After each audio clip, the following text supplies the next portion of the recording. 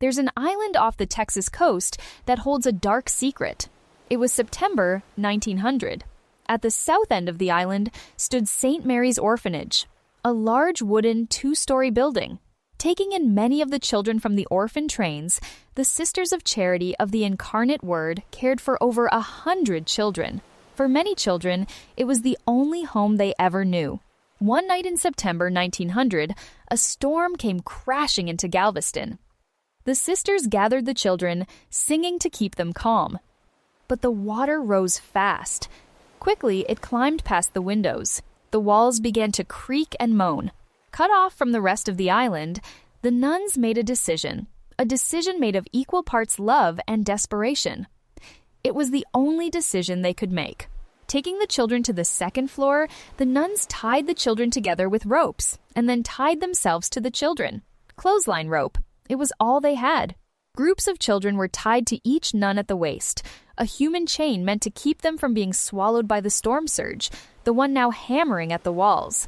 They prayed and held on to anything they could find, but the hurricane didn't care. In the darkness, the surge overtook the building, and the ropes pulled everyone under the water. When the water finally receded, only 3 children were found alive, clinging to a tree, having untied themselves in the dark. Nearly 100 children, drowned, pulled out to sea, or missing, gone before sunrise. As it always happens, time marched on, and the orphanage was forgotten.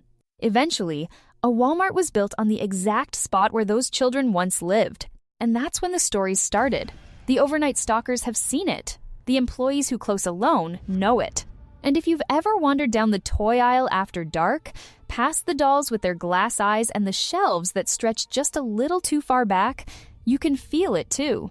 Shoppers in the toy aisle hear it first, the faint, hollow thump of a bouncing ball. Rhythmic. When they turn, they find the aisle empty. Then the laughter begins, faint as a whisper at first, close as a breath on the back of your neck. Toys switch on by themselves in the dark. After Hurricane Ike in 2008, FEMA workers took over the building as a relief shelter. Before they left for the night, they made sure the building was locked, secured, and empty. And yet, when they returned the next morning, they found small footprints pressed into the muddy floor, wandering through the aisles, and simply stopping. They looked around. There were no children, no explanation, no way in or out. And that's when they heard it. The ghostly voices of children drifting down the rows of toys. Sometimes, in the quiet between the fluorescent hum and the distant beep of a register, you can still hear it. A ball bouncing, a child laughing. They may be gone, but they still play.